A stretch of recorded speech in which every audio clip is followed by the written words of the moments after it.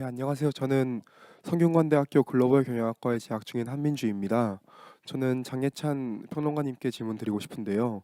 오늘 보이콧과 관련해서 그리고 간접적으로는 불매운동에 관해서도 이야기가 좀 나왔다고 생각합니다.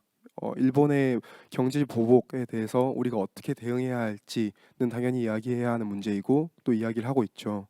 근데 일본이 과거에 어떤 잘못을 했고 그것을 어떻게 청산해야 할지에 대해서는 사실 오늘 토론에서 많이 다루어진 것 같지는 않아요.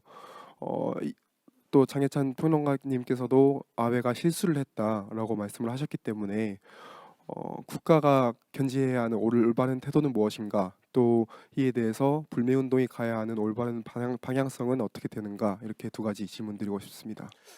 참 어려운 질문인데요.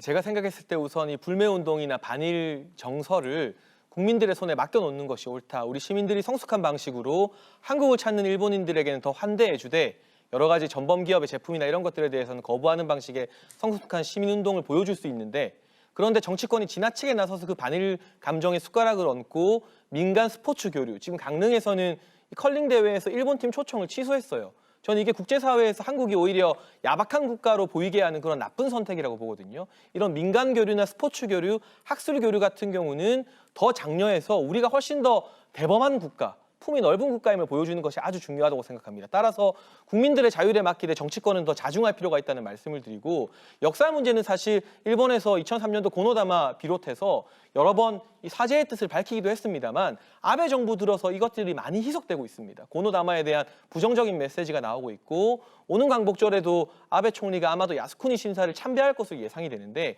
이런 부분, 일본의 과거에는 얼마나 비교적 그래도 사과를 하려고 했는지 끊임없이 우리가 국제사회에 상기를 시키면서 일본 전체의 문제가 아니라 극우 성향이 짙은 아베 내각의 문제임을 분리시켜서 우리가 지적을 해야 된다.